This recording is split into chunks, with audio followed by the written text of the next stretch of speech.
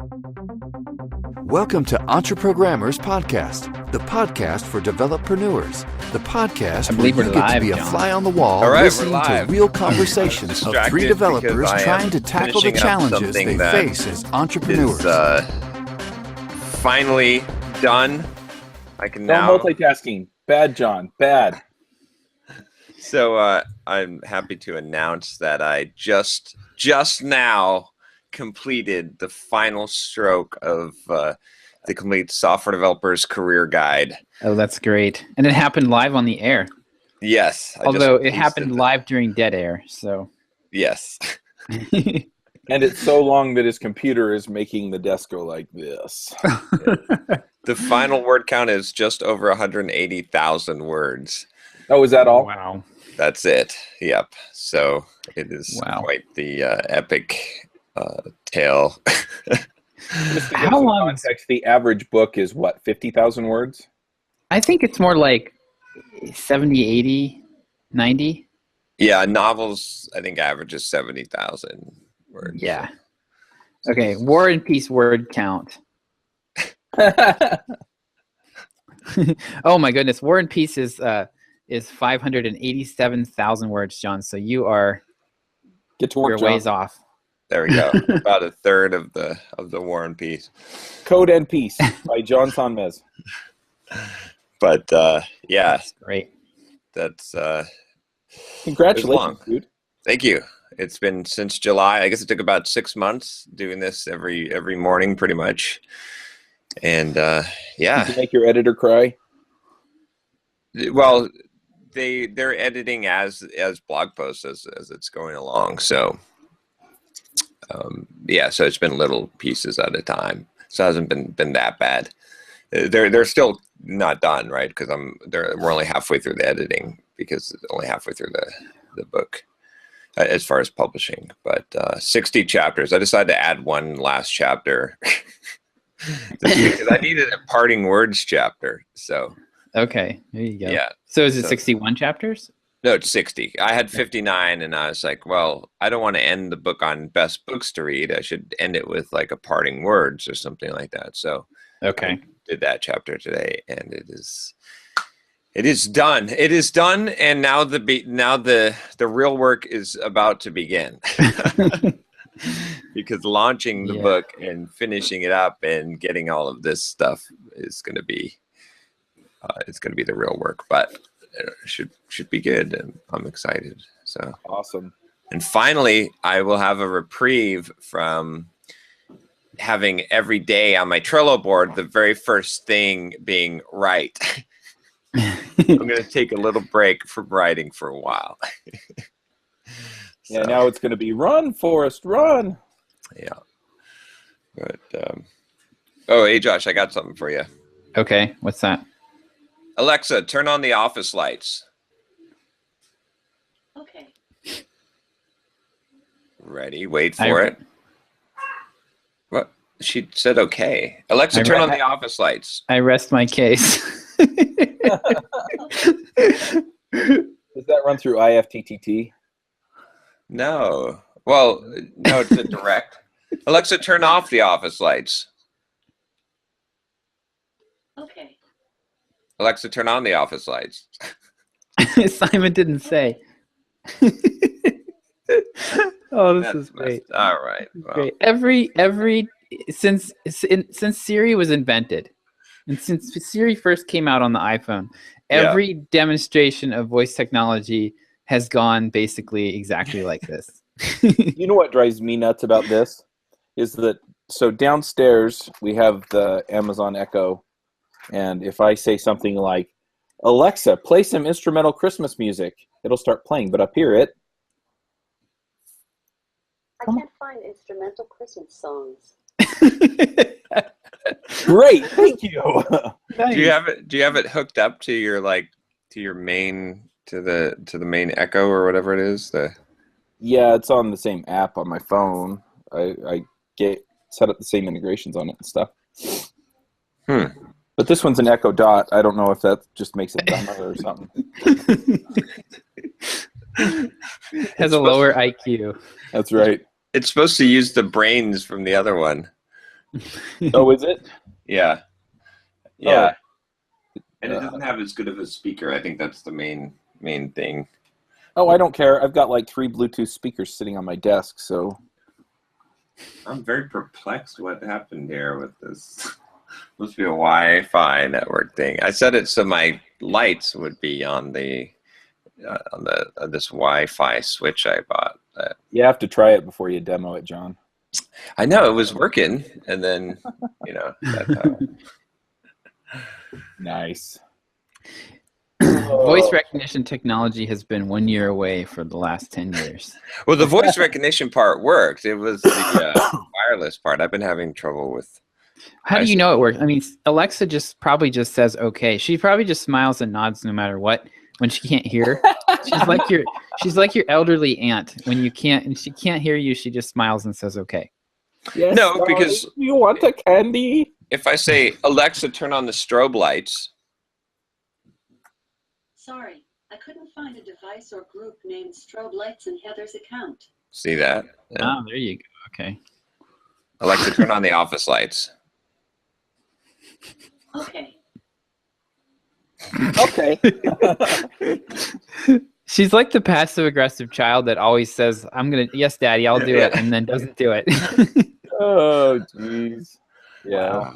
Right. Yeah, I got 3 Echo Dots. I got one for my office, one for my bedroom, and one for the master bath, because that's where, like, my wife is always, like, when she's doing hair with the girls in the morning on Sunday and stuff to get ready for school or church or whatever, she's in the bathroom, and she spends a bit of time in the bedroom doing stuff, too, so I thought it'd be nice to voice act, because the Echo's so nice to have downstairs, but downstairs is big and open, so wherever you are, you just yell at her. Yeah. Anyway. Yeah, we've got one in pretty much every room now. I think we've got 3. We've got the main one and then 3 other ones. Yeah, so what's the primary use cases here for you? So John? that's what I was about to so this is what I can't figure out is why everyone has these devices, including myself, because apparently the only thing that anyone ever uses it for is for 2 things: to play music, and not really the music you want, just because you can never think of random, how about some Christmas music or something like that, right? Or and then 2, to set a timer for your kid to be in timeout. That's it. Yep, those are the 2 things we use it for mostly. It's you got 10 minutes timeout timer. For dinner. Okay, 10 minutes. Alexa, set a timer for 10 minutes. Yeah. Oh, Nice. I guess you could use it for a Pomodoro timer. Alexa is a bit of a surrogate parent then. Yeah. I mean, there's a whole bunch of other stuff you could technically do. Like, I've got her wired into my thermostat, so I can say to raise the temperature, sometimes turn on my lights.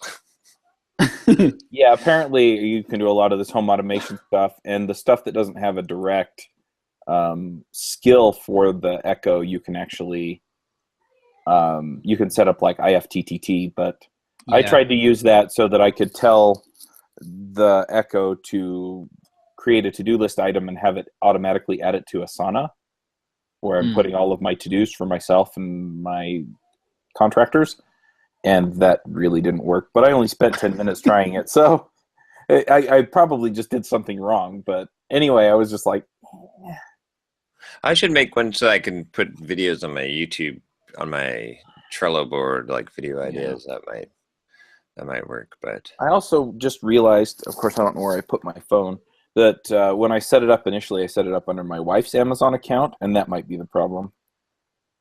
Oh, yeah, because it has to be connected to the same one. Because if you've got a Prime that you're sharing, then it has to be the primary Prime account. How's that? Yeah, I might just switch it over if I can. But the other thing that does get used is shopping list. So that one, I'm sure Amazon made sure that worked. Yeah, sure. It's amazing because sometimes my wife will be like, she'll say like something weird, some product that I'm like, it's not going to understand. Like when you talk about, I can't even think of it right now, but some weird obscure thing, and Alexa gets it perfectly. I bet their entire regression test suite is like just product names. Yep.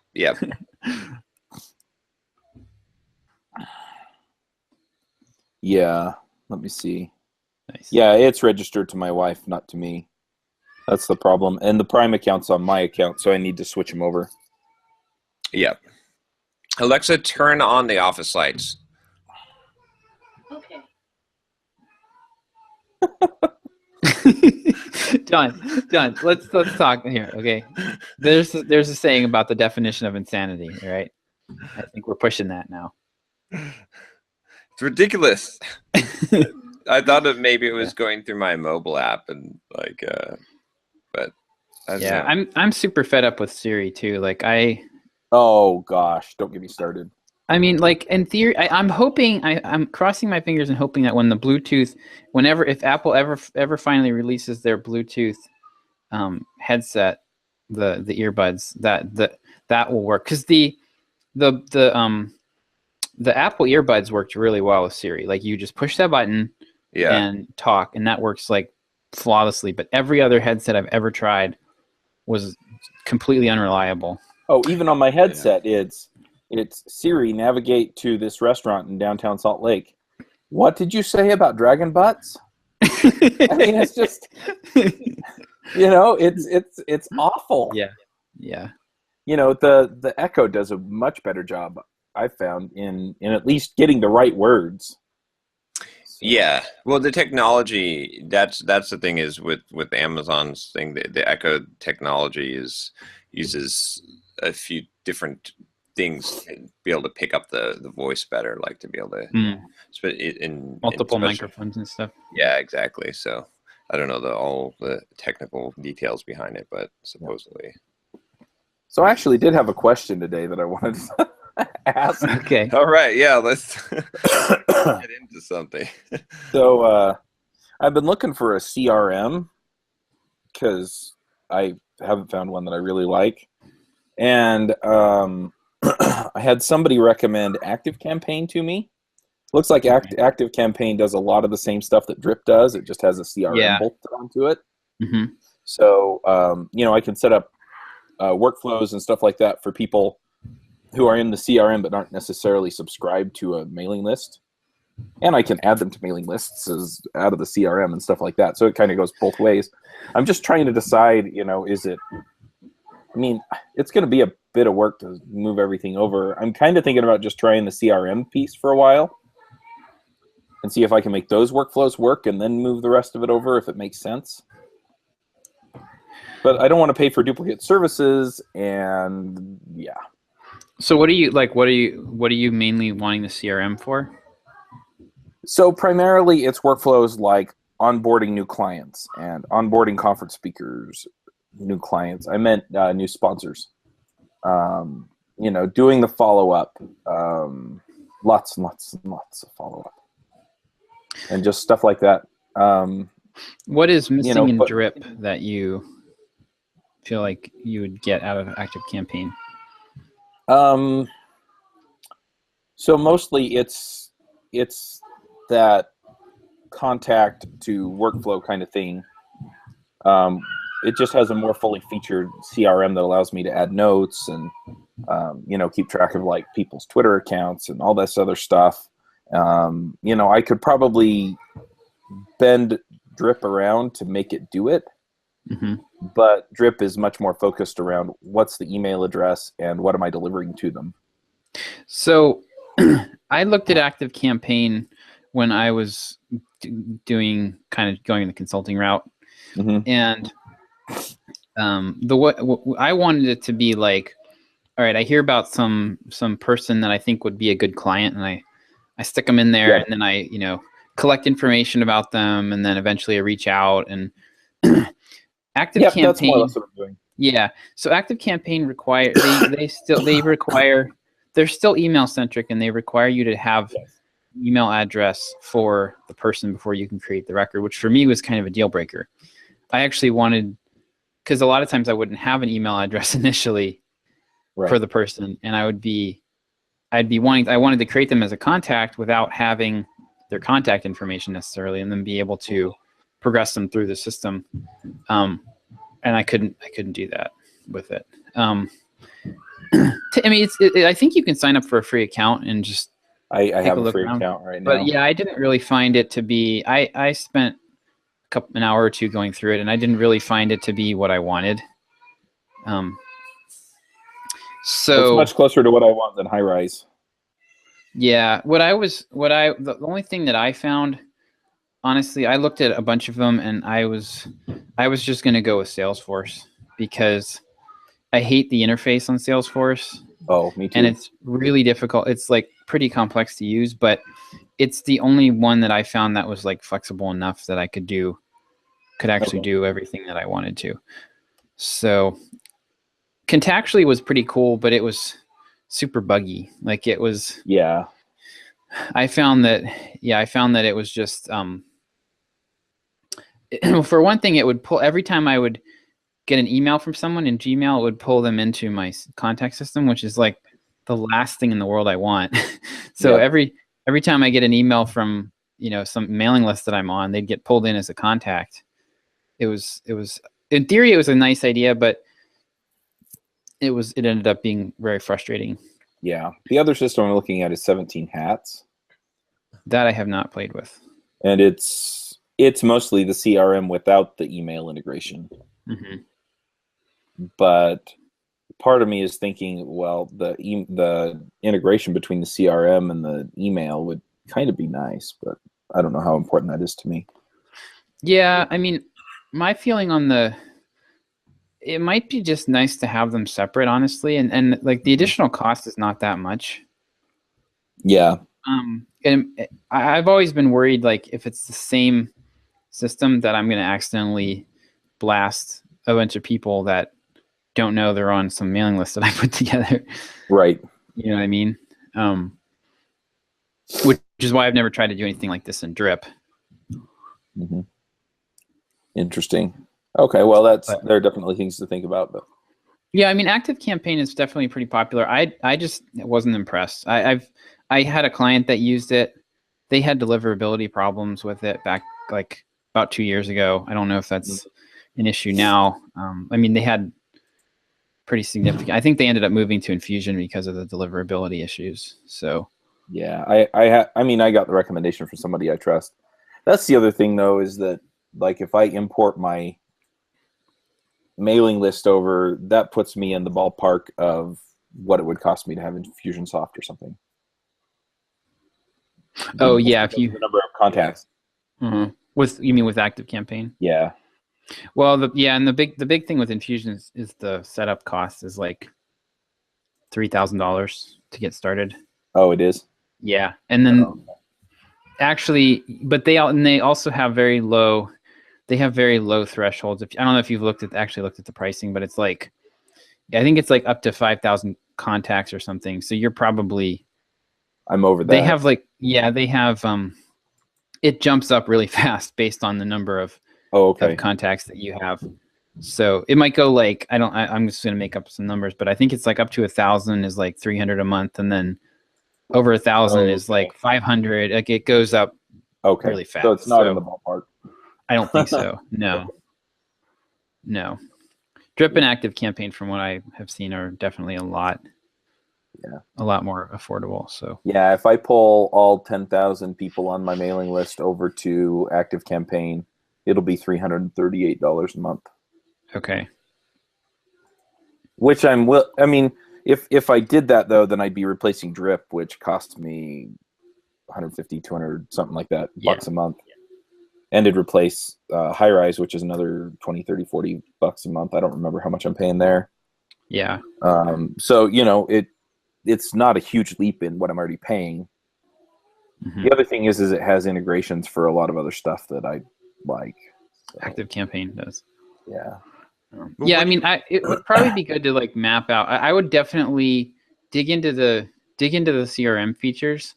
Yeah. And make sure that like map out. Try to build the workflow you want, or one of the workflows. And because when I tried to do that, from what I remember, it was like super inflexible. Mm-hmm. It looks a lot like Drip system, actually. for automation? Yeah, Drip. Well, they had the visual workflow builder before Drip did, and so yeah, there's a lot of similarities, but I found it to be less flexible at the time when I looked at it. So okay, yeah, I'm just playing with some ideas. And then I've been writing standard operating procedures for my business like crazy person. Nice. Well, that's good. But some of that is leading into this because I'm looking at some of these procedures and it's like send this, send this, send this, send this, do this. And I'm like, I could automate a lot of this with a system like ActiveCampaign or 17 Hats or something like that. And they all have similar features there where it's send this email, have them fill in this form, do this, you know. Given this information, send another email or whatever. And so, yeah. Anyway, your whole screen is shaking, Josh. Mine? Yeah. Yeah, I'm nodding. My camera's on this little wire gooseneck thing that goes up behind my computer, so it's pretty unstable.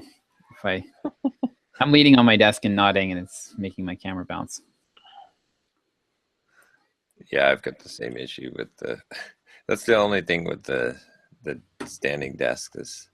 Yeah, it's not real. Quite so stable. Yeah. So one other thing that I thought I'd ask about is, so I found somebody on Upwork that has been doing a really great job for me. She's working like 20 or 30 hours a week for me.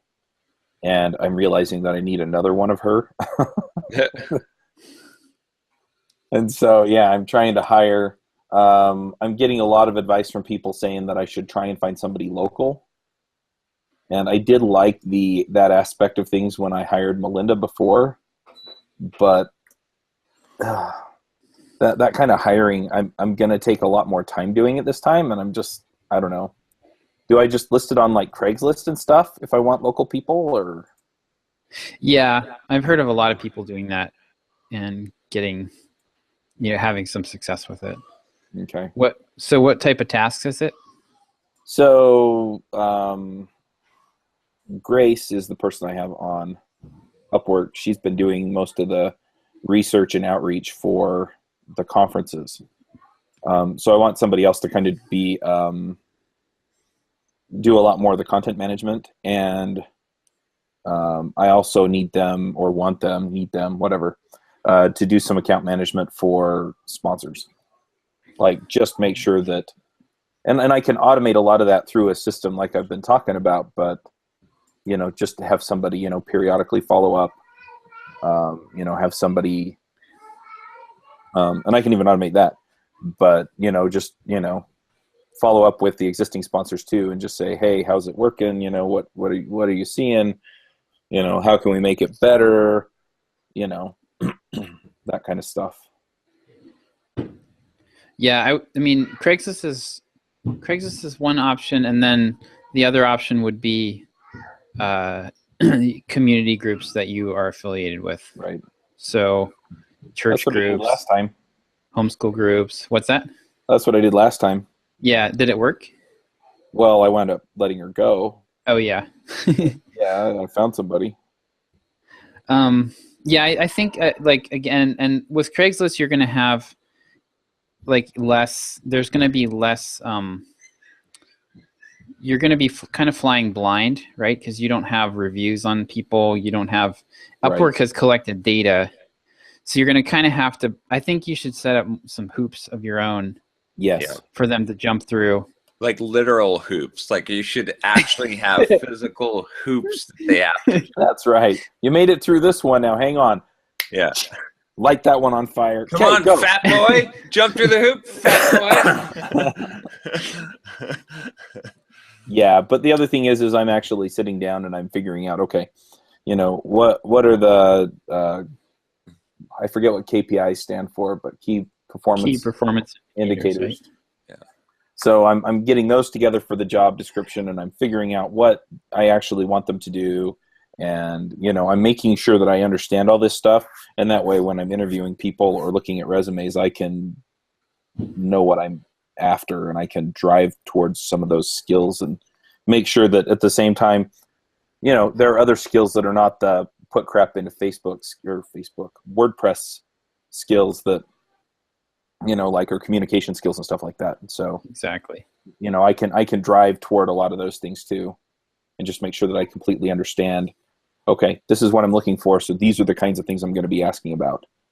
And a lot of it's going to be not just, can you check in every day? It's going to be, demonstrate to me in other jobs how you've done this, and how that worked and all that stuff. And that way, because if somebody sucks at it or has never done it before, then I want to know that up front so that I can either weed them out, or if I feel like I can train them, then train them. Yeah. Do 50 push-ups. Let me see. So, Chuck, one hoop that you might consider would be using some kind of assessment like COLBY. Uh-huh. Have you ever seen that? I've heard of it. It is a work style assessment, basically. Mm-hmm. And so it would be if one of the things that it measures is quality they call quick start versus follow through. And for this, you want someone who's a high follow through, like super detail oriented. Not as entrepreneurs, we tend to be higher on the quick start side. Yeah, that's me. Yeah, you're good. You're a starter. You're not a finisher, right? Yes. So you need to find finishers. And so so that could be, you do an initial interview with them or something, and then that, have them take that assessment. And I think it's like $50, but you just pay for it for them. Yeah. And well, I'm only going to pay for it for people whose resumes I've weeded out and who passed the phone screen. Yep.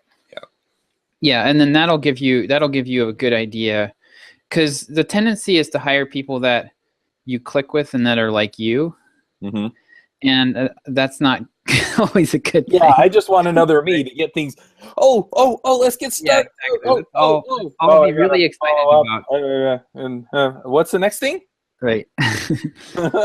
Yeah. So using some assessment like that can be a big help to help you identify people that are going to be complementary, not necessarily little chucks. So. Right. Yeah. Sounds good. Yeah, we're working with some new people here too. I've been working with Dan. So Dan is the guy that contacted me about the Sublime project, and so I basically have been training him to do copy, email copy, and product creation for the Sublime audience. Right. And I'm not sure. I don't know. I don't think he listens to the show. I don't think he's on my Joshua Earl, like my email marketing list, and that's how he found me. But yeah, he's picking his stuff up really fast. Actually, so this week we had a fun incident. So he wrote this email about, and the subject line was something about how at the time he almost got fired for a print debug statement. So he published to production an app that he wrote, and he left in a print debug statement, and the app couldn't handle all the international like Unicode characters. Oh no! So there were like Chinese characters or something in the database, and it was crashing. Like the app was the server was crashing on 500 errors. So it was a great story, but and then he was talking about the Git plugin that you can use for Sublime that shows you all the changes you made, because he missed one of the changes when he went to check it back into production. Yeah. So anyway, with the email, it was basically, the email was just the blog post, but we made it a teaser, so we cut off the lower 2/3, and basically it ended. The end of the email was, and something like, and I pushed it to production, and kablam, 500 errors. Click here to continue reading. Okay. Well, our server went down when we sent out the email. People were clicking through, and the Sublime web server went down, And wow. people were literally getting 500 errors. So it's like, you know, kablam, 500 error, click here to continue, and then 500 error. So yeah, so it was Dan and I ended up spending yesterday. My morning was shot because we were on Skype trying to troubleshoot this. But yeah, he's picked up this the email stuff really well. I think he's probably been reading my emails for a while. But then I gave him like a 15-minute version of the copywriting workshop that I taught a couple months ago. And one of the tools that I taught in there, I taught like this outlining tool that makes it easy to see all like the 3 major parts of the email that you need to have. And it's like it gives you this at a glance view of the email and lets you see if it's going to work or not. And he picked that up and he's been using that. And man, like this is so I'm figuring out how to clone myself here. So it's been pretty cool. And then I had somebody else named Jillian contact me, and I have her working on an email course doing the same thing. I'm teaching her the same. Basically, I'm taking the 2 copywriting products that I put together. I'm using those now as training material for Simple Programmer, and it seems like it's working out pretty well. Nice. So far, so good. So if I hire a copywriter, will you train them for me? well, that would be interesting. We could, John, we could have like a little shop or something, you know, where we have little apprentices that we train. Yeah. They got to come work for us on a project. That's how we train them. Yeah. Yep. They do free work for us. Yeah. But yeah, with elves. Yeah, with Dan, it's nice because we're not paying him ahead of time. He's building a product and we're launching it to the audience. So we're going to pay him. Basically, we're paying him a big fat commission out of that. Okay. And then we've also got this JavaScript.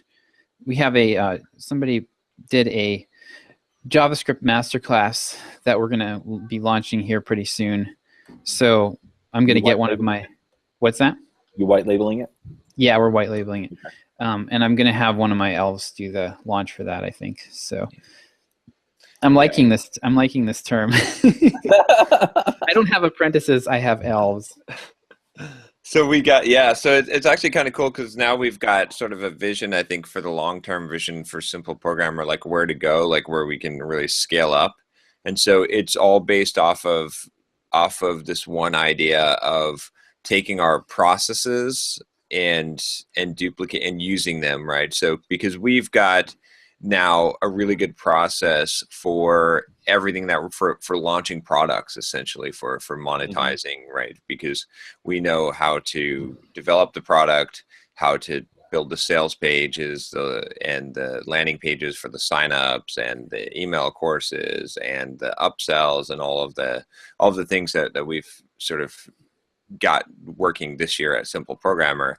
And now we can apply that model. Now we can take one of them, like we can basically go 3 directions. One of them is with like Sublime Text, where we take these additional properties and we find the spokesperson partner to own it, and then we do a revenue split with them where we're giving them the process. We're giving them, this is the person that they're going to do this on their own. We give them the training. We show them basically a franchise, really. Yeah, it's like so we'd buy some kind of web property that has some existing audience and some traction, and then we would give it a facelift and overhaul, and then hand it off to somebody to run. Yep. Yeah. Basically franchise for that. Mm-hmm. And then we've got the in-house, the white labeling ones where we're a publisher and where we're doing it. So we're applying our own process, but to someone else's product that we're white labeling within a Simple Programmer, like the JavaScript. Mm-hmm. And then the third one, which we haven't done yet, but eventually we can expand to, is to go and find someone that has a big audience and say, okay, we can come in, we're like SWAT team, we'll come in, we'll take our process, we're going to monetize your audience for you, and we're going to take a split of that.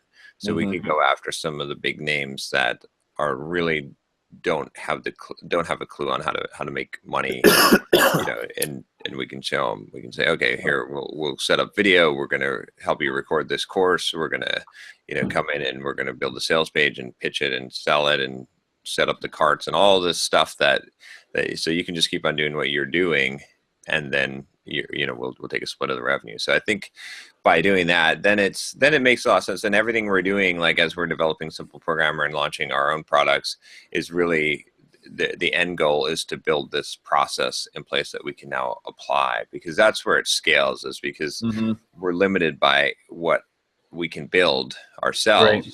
But once we go expand to that model, then it's pretty unlimited. We're also limited to the number of launches that we can do to our audience. Yes. Yep. Yeah. Well, one other thing that I'm seeing here is, once you have the procedure in place, you're probably going to need to be involved in like the initial, hey, we're, maybe landing the deals or the business development. But after that, then you can almost just turn it over to somebody else, or flip on some automated process, and they just go through the steps. They fill in the forms, they do certain things on the mailing list, and then it starts to they start to get the payoff. Yeah, ideally you would have it almost like like if you thought about how would this grow, you would have a bunch of project managers that are trained in the process and know how to execute the process and the procedures. Yep. And then you would have a bunch of resources that they can rely on to do things like create sales pages, create emails, create, set up the infrastructure and things like that. And then we'd be the deal makers, and we'd be like going in and working on the business, tweaking the process, looking at the results, drumming up new business, and then we'd be turning it over to our teams. So. Yeah, I'm looking in the next year. I want to have at least 1 to 2 people that are basically like the project manager, and I just hand entire projects off to them, and they do the whole thing. Coordinate the entire thing. So, what's to keep them from going out and doing deals like this on their own? Then we'll have to figure that out. We'll figure out. Well, you can figure out a way. You can figure out ways to lock them in, or there's. Some people are just not going to want to find the deals. I'm just talking about the other people who have that entrepreneurial spark and go. That's not even a. It's like, what's to stop someone from creating a McDonald's right now? Nothing. Yeah. Like, it's like motivation, lack of ability to execute. Right. That's always going to be the biggest barrier. Is like, I could give you every secret I have, and you're not going to do anything. Like, That's like in true. general, that's like. Well, they give all the secrets at McDonald's. I guess the difference is that everybody knows who McDonald's is. Well, yeah, but I'm saying, like, you can take anything, and it's still, people aren't going to go and do it. If they do, it doesn't really matter. It's not like there's real competition in this space. So, like, there's plenty of room for anyone to. But I'm not too worried about someone going in and taking all the pieces. Yeah. Yeah, and a big chunk of it's going to be the project manager or those type of roles. Like, they're not going to have they'd have to put together their own team. Yeah. Yeah. Right. They're just going to be part of the team. So. Yeah, they'd have to do all of the stuff that the rest of the team does on their own. Right.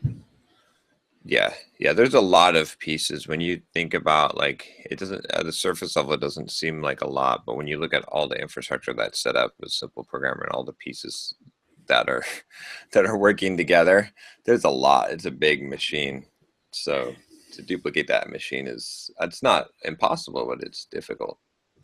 Yeah, well, they would have to duplicate just the pieces that are relevant to the stuff they're doing. Yeah. But so I did too bad Derek's not here to tell me how I'm gonna die. But I ran a full marathon on Tuesday. Not in an actual race. I just ran 26.2 miles. Oh, okay. Okay. I thought you were actually in a race. I didn't realize it wasn't. No, I was just training. I've been training for it. Like I'm signed up for one next year, but Okay. I wanted to be able to do it. And so just on Tuesday, I was like, maybe I should just run 13 more miles after I run 13. So actually, and part of it was because I read this stupid book called Living with a Seal.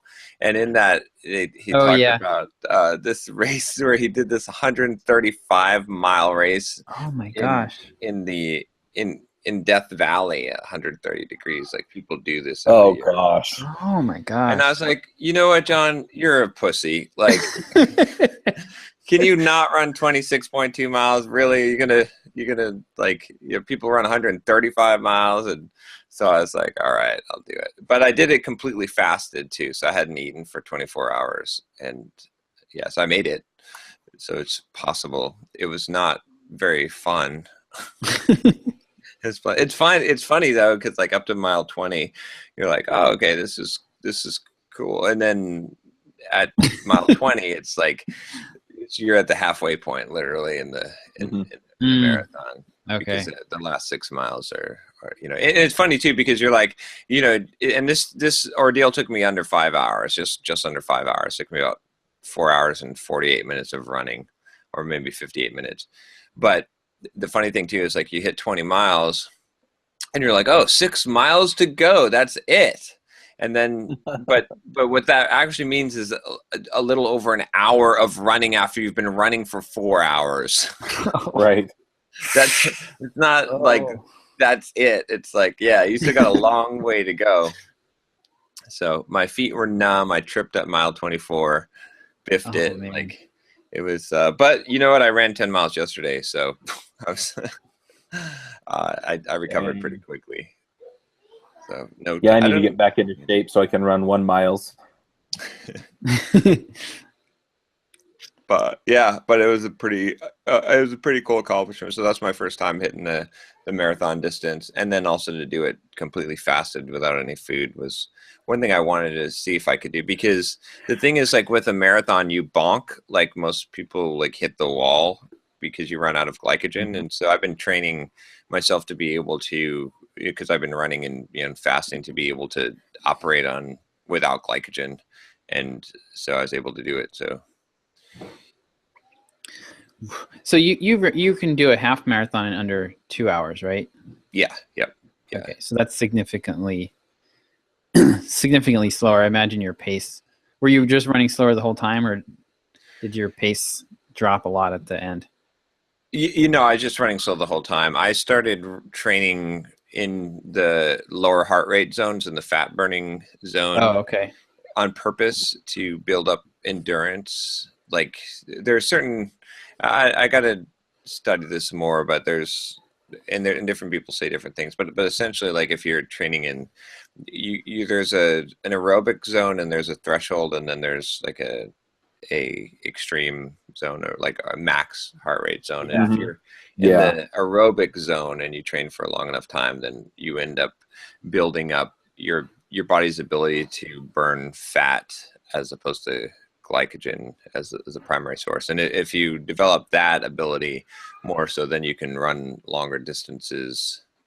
So that's what I've been trying to do. I've been dropping because normally, like I would run, like if I was running a half marathon, I'm probably about a 9-minute mile pace. But lately I've been running my 10 milers at like 11 and a half, maybe 12-minute miles. I've just been looking at my Garmin to see where my heart rate is and slowing it down forcefully. So when I run a full marathon, like I was running it, definitely slow, but I could probably finish it in a little bit slower than 2 halves, right? Because it'd be a similar pace, maybe 30 seconds slower pace is what most people do. Okay. So you wear your Garmin and not your Apple Watch? Yeah, I pretty much stopped wearing the Apple Watch. I don't like it. I don't like Apple. It just, the problem is like it's the battery is not, and then it doesn't track. Well, it does track sleep, but it doesn't really because of the battery. I have problems with the Garmin too. I'm not gonna like, well, but it's more designed for like I run 40 miles a week, so I figured the Garmin's probably better for what my use case is. So, I guess what I'm wondering is because I want to get back into running. I am not going to run outside in 20-degree weather though, so I'm going to go and get a gym pass. But that being said, I am kind of curious as far as like, I'd like to listen to something, and once it warms up again, I mean, I have this iPhone 6 Plus, so it's kind of a big thing to carry around. So I'm also thinking about like music and things like that. So if you have any recommendations that way. Yeah, I carry around my iPhone and listen to audiobooks. Do you have just something to strap it to your body somewhere, or I put it in my pocket? You put it in your pocket? That drives me nuts because it flops around on my leg. Well, I balanced it out because I got one-on-ones. Never mind. No, I bought these shorts that like are these. I bought 4 pairs of these shorts that have one pocket on the side. That's about the right size. It's not not necessarily. They're like cross-training shorts that seems to work. But no, that's one of my big pet peeves is I'd like to run without the phone, but. Yeah, there's no good solution for that. If you want to just listen to music, I mean, the Apple Watch, I suppose. There's, I don't have an Apple Watch, so. There's. And I'm not going to buy one. Yeah. That makes sense. I guess I have the big loose-fitting shorts, and if my shorts were tighter fitting, then I could just slide the phone in there and it wouldn't move. Yeah, you could get some spandex and. Nobody wants to see me in spandex. I think you should run with a leotard and a cape. Super Chuck. Yeah. I should do that at the conferences. Yeah. That is called personal branding, my friend. That's right. I have been tempted to get one of those body suits that are like the full. Oh yeah, yep. Spandex, and just get like the devchat.tv logo or one of the podcast logos on it, and maybe you should actually be the Ruby Rogue. Have you ever considered that? Chuck, you could kind of pull off the Bane look, so you could. Yeah, there we go. You could kind of have that could be your, you have a mask on your face, and you could like pop out of nowhere and just like stab people and be like, the Ruby Rogue strikes again. Oh, there was a stabbing at a local high school last month. That's scary. Anyway, yeah. No, it'd be interesting. I think it'd be interesting to show up and, yeah. I have some friends that show up in like the suits with the designs on them and stuff. Yeah. Actually, you should stab people as the Ruby Rogue, and then you should say, what's that other podcast name? Oh, God. Oh, gee. The Inclusion Podcast? Or is it called the Inclusion Podcast? Or I don't know. All of us or one of us or something like that. Yeah, because they're nicer people than I am. You should you're going to blame it on them. You're going to be like, just remember, it was I can't even remember the name of their podcast. I don't know. Well, good. My efforts are working. Make you forget all about them. That's funny. Oh, by the way, I got my PC. I was setting up yesterday. That's why I'll see if you guys can see the monster. Oh man! Whoa! That is a laptop. This is a laptop. You need 2 laps for that laptop. Yeah. Wow. It will burn your lap. What brand is it? It is Origin PC. So it's the custom built. It has in it a GTX 1080 video card, full version, like like a desktop full video card. It has in it 2 a RAID 0 M2 Samsung 960 SSDs. So they're PCI Express SSDs in RAID 0 configuration, as well as 2 other SSDs, Samsung 950 and I forget the other one, but I've got about 2 terabytes of storage in there. That's crazy. And so and the Can we dare ask how much you dropped on this sucker? Just under $5,000. It boots in a Mac. About a second and a half. Wow. Yeah, it's like they're the fastest hard drives that you could possibly have. Like it's almost as fast as RAM, essentially. It's got 64 gigs of RAM in it. And yeah, I think that's the major thing. So wow. 4K display, of course. So far, so good. No issues. There's not gonna. I mean, what could you throw at this thing? The fan makes noise. That you can imagine. I had my 17-inch ThinkPad that I had for Trackabout actually would get so hot that it cracked my. I had it sitting on the wooden desk behind me on a docking station, and it cracked the desktop, which was only it's like an inch thick pine. Oh wow. But it actually cracked it, and there was when I finally gave the laptop back to Trackabout, there was this about 6-inch long crack. Maybe I could almost stick a ruler down inside it, and then it closed up. Huh. I can't even see it anymore. Yeah, so it was just that hot. This thing doesn't need to get hot because it would learn. I don't know what I mean. I'd have to be running like a game at the highest setting to get this sucker hot. So it's actually, this thing is actually right now. I'm running Google Hangouts and it's okay. It's not. This is the first time ever. Oh, this. What's awesome about this also? Like, how you right click on a web page and view source, and it's like, what the? Like, you're trying to change a CSS property, and you're like typing. Yeah. And it's like, what the hell? Oh yeah, that drives me crazy.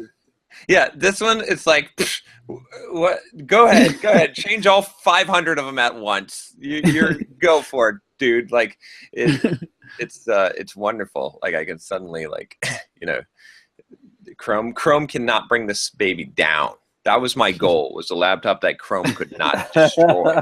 So just don't install Chrome Canary and you'll be fine. Yeah.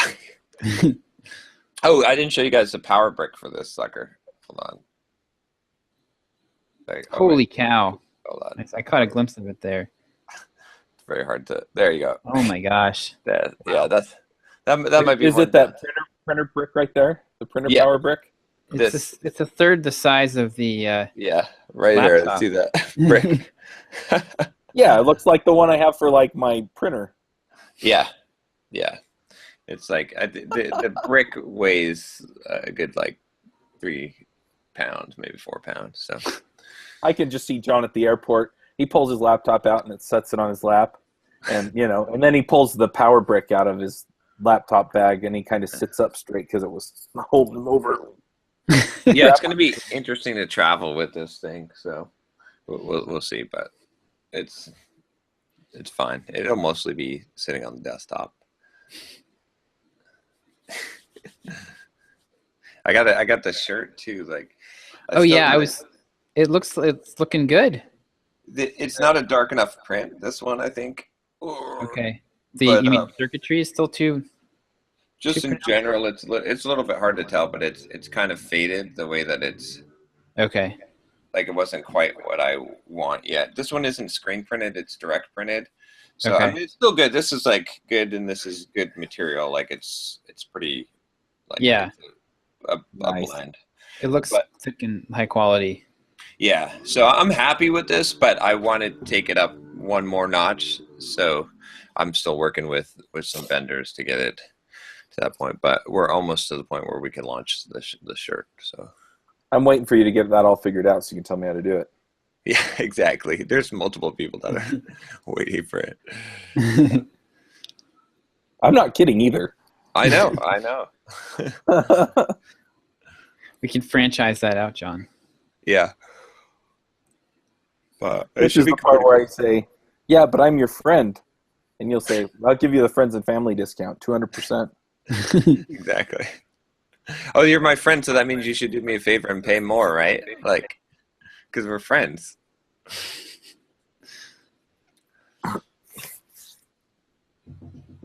Oh.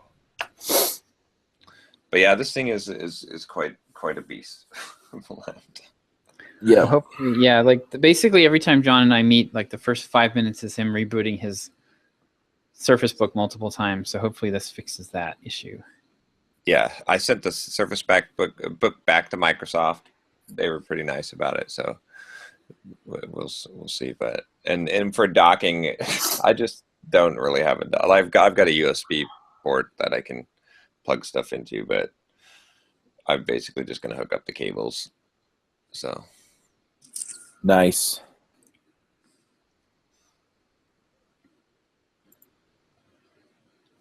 Well, now I'm looking at Origin PCs. Because I've pretty much decided at this point that I'm going to ditch the Mac from my next laptop. Yeah. I've had a few people saying, well, you know, it's a significant upgrade from what I have. But I'm like, yeah, but I can get a significant upgrade from what I have into a PC and run all the Mac stuff that I absolutely have to run on the Mac because I like that system better as a virtual machine. On the 16 gigs of RAM I can add in addition to the 16 gigs of RAM that I would have gotten in my MacBook Pro. So have they made the virtual machine thing better yet for OS 10? You can run OS 10 in VMware and it runs pretty much just fine. Did Apple, because the last time I looked at it, Apple didn't really support that. Like there wasn't really a good way to do it. Like you had to basically download a hacked version of OS 10. I have a few friends that have shown me where they basically ported an image of OS 10 onto their machine and it ran fine. So. Oh, okay. Interesting. Yeah. Hackintosh. There's a few ways you can do it, but. Yeah. Cool. So yeah, interesting stuff. Oh, so final business with the EntreProgrammers subgroups. I need one more. There's one more group that hasn't sent me their stuff. Two of the groups did so far. I got to look at that spreadsheet and figure out who it is, but. I'm thinking next week I should be able to get all of the things lined up to have them start recording, and then January we can start the actual stuff. But yeah, I just need I'll have to look up and see who it is in that group. But that third group is it, and then pretty much just need to set up their YouTube channels and the Libsyn and all that. Awesome. And the one group's already meeting, right? Yes. Yep. Yeah. We do need to. We probably should talk about too, like getting sponsorship for EntreProgrammers again. Or yeah. I don't know if DigitalOcean is totally gone, or if they. I need to reach out to them. I mean, I can start doing that as part of my sponsorship process. One question I have is,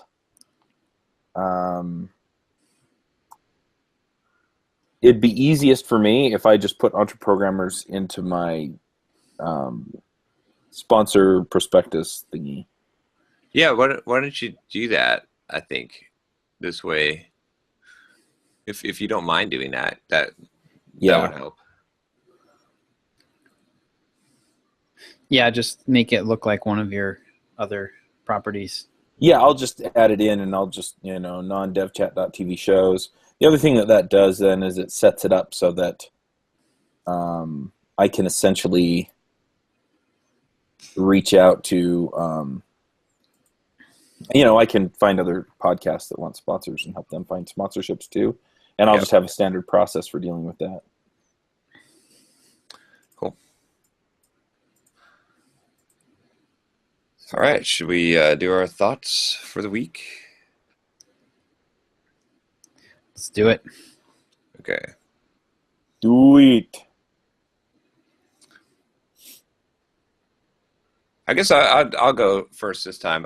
Mine would be that you can always do more than you think you can. I mean, that kind of as I was running that that marathon distance this week. It kind of goes back to, you know, when I was running for a long time, I was running 5K. I was running 3 miles 3 times a week, and that seemed really hard to do and difficult. And I was waiting to improve. I was waiting for it to get easier, for it to improve, like to just naturally become easier. And it doesn't. Nothing works that way. It never becomes easier. You never like, okay, I'm going to keep on doing this thing and then I'm going to naturally progress. It doesn't.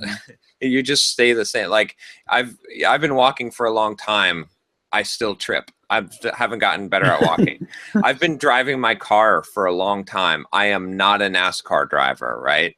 So if you're doing things at the same level, you don't grow and you don't, you know, but so you have to realize that you're capable of more right now, and a lot more, and you have to start pushing it past those limits, and that's where you start to grow. Because once I started saying, okay, well, screw this, I'm running 6 miles today, and then pretty soon I was running 10 miles because I pushed that one further, and then, you know, Tuesday I was able to run 26.2 miles, and that's just insane, like well beyond what I ever thought I could possibly do. But I know I could do further than that. I could do more. There's always more. So I guess I would say my thought is basically that is, you know, you're way more capable. And if you don't push beyond what you think that your current capabilities or limits are, then growth doesn't just naturally happen. It's not just the process of doing things like that. And that's why a lot of people, I think I did this video actually maybe last week about the difference between, because someone was like, oh, well, you know, what about those people that grind it out? Because I did this video on grinding, and they're like, oh, what about people that grind out for a long time and they never make any progress, they never get anywhere? I didn't have a good answer to that question until recently. And the difference is what, you know, if you do the same damn thing that doesn't stretch you every day, grinding it out, that's not grinding it out. That's hanging on. Hanging on doesn't get you results. It just drags it out. So you can be hanging on and doing a lot of hard work, but you grinding it out is pushing the limit every day and going and still doing it. And that's what gets the results. Yeah. And actually, John, we had a conversation about this when we were at Traffic and Conversion last year in your apartment. We were talking about, we're like I was saying that when it comes to something like writing, writing every day will make you a better writer to a certain extent, but then you have to, you need a better feedback loop. You reach the end of your own you reach the end of the point where you're like, okay, I can look at what I wrote yesterday and make it better. You know, you get to a point where you're just sort of doing the same thing every day, and that's where you need to introduce a new feedback loop. Exactly. Or a new challenge, or or I'm going to write this entire chapter as if I were drunk, or I don't know, you know, something that's stretching you or growing you in some way that's making it uncomfortable, that's expanding your capabilities. But yeah, you're right about that for sure. That's the missing piece, because I've seen a lot of people now that I'm like, what I couldn't figure it out for a while. It's like, why aren't they making it? Well, that was that conversation we had about the YouTube, the guy with the 2000 YouTube videos that hadn't gotten anywhere. Well, he was making the same video over and over again. Yeah. And he wasn't getting, for whatever reason, you've got to have, at some point, you've got to gut check it and say, okay, I haven't grown, and, you know, I need to do something different. I'm not going to quit, but I need to make a course correction here to, you know, to keep me progressing, because otherwise you just stagnate. Yeah. Yeah. Well, not just hanging on. Yeah. It's not even just that. I mean, you know, it's not, oh, I realize that I'm walking the same circular path over and over again.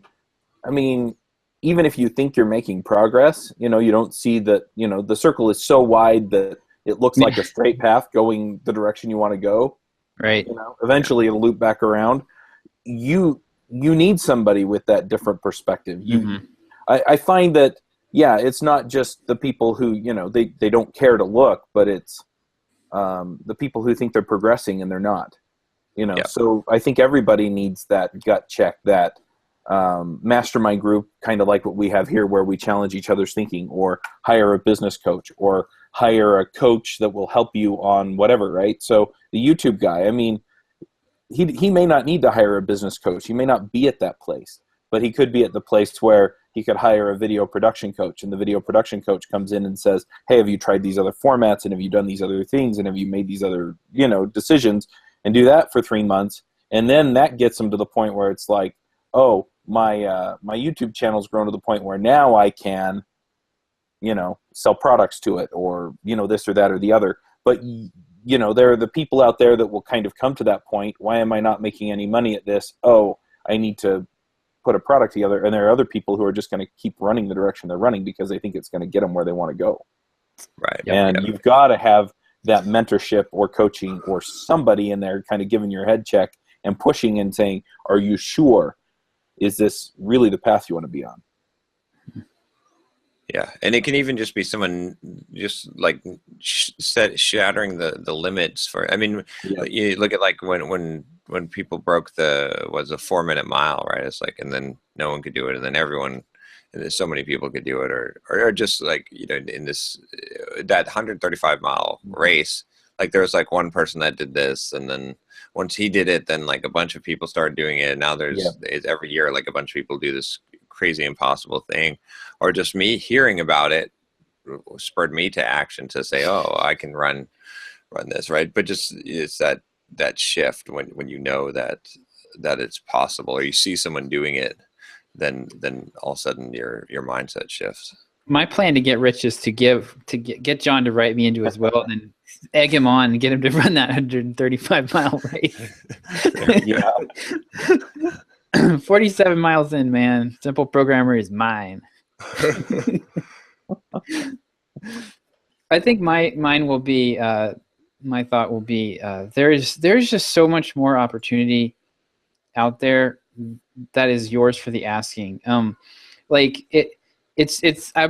kind of chuckling because I've been working with Dan, and his head is spinning right now because like 3 weeks ago he emailed me about, hey, kind of timidly like, hey, would you like to be an affiliate for my product? And now he's writing emails for 65,000 people. And, it just like, it was just, for him, it was kind of like climbing into a jet engine and hitting Mach 3 all of a sudden. Yeah. So, and all he did, that was just one email. And, and then we've got other people that we're working with. It's the same deal. Like they just reached out to us because they were interested in something that we're doing. And, we need the help. We could hire. There's so much more we could do if we just had the right people. And so yeah, anybody who complains about lack of opportunity is just not. I'm sorry, you're just not trying. Yeah, they're talking to the wrong people or believing the wrong stuff. Yep. Yeah. So true. So I think I've talked about some of the stuff that I've been looking at, but just standard operating procedures and things like that. I'm finding that having a process and then looking at ways to automate those processes, big major savings. And, the other thing is that as I've automated stuff, so I automated like guest onboarding in the past. And, I had some naysayers that were saying, look, some people really, really care about the personal touch. Well, after automating all that stuff, it turns out that I haven't had any complaints. In fact, most people are like, this automated system is nice. It covered everything. Yeah. Yeah. And so, just find those things, just specify and then automate and move and get the stuff out of your life so you can focus on the other stuff. And sometimes automating means hiring somebody to do it, but still, just focus, specify, automate. Yeah. But then you can focus on the stuff I want to do. Yeah, and you can actually have, when you're not, like the personal touch over on trivial, mundane clerical details is really not, there's really nothing special about that. If you free up a bunch of time and you're able to actually have a meaningful interaction with each guest, that's a lot more valuable than just volleying back and forth emails and, when can you what's a good time for you to meet with us type of deal. Right. Well, the other thing is the personal touch important because somebody's getting all their questions answered? Because an automated process will do that, or for most people it'll do it.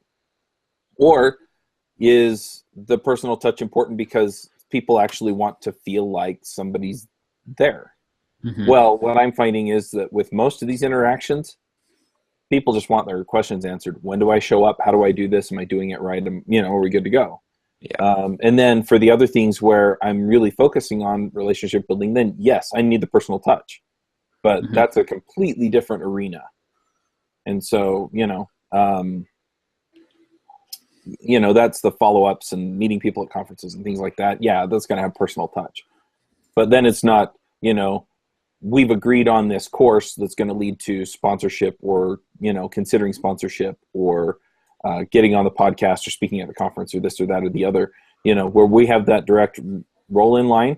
I'll do the personal touch stuff off to the side where we build our relationship, but we're working toward an objective, and I'm just going to get us there with the least amount of sidetracking as possible.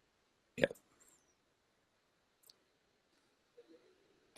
Cool. Yeah, Chuck, I think I'm going to have to pick your brain soon about processes, and because that's just basically where I'm moving. I'll show you what I'm doing. I'll my wiki, and you can just look, because there's nothing in there.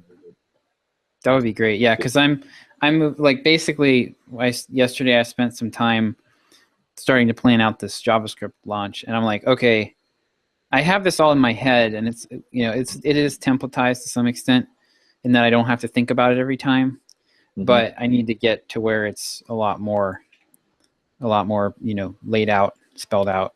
Yeah, I think I'll have to add you to Asana as well, because what I'm doing is I'm creating the standard operating procedures in the wiki, but it has like 5 sections to it. And the last section is the checklist, and the checklist says, here's a link to the checklist in Asana. Basically copy the project and rename it to whatever, So if it's conference setup, you're going to rename it from checklist conference setup to conference setup DevOps remote conf. Okay. And then, and then people can just work through it that way. But then I get notified in Slack whenever a task gets finished. So I know where you are, and I can go look whenever I want. That's cool. All right. All right, guys. Same time next week. Yep. Alrighty. All right. Take care. See ya. Bye.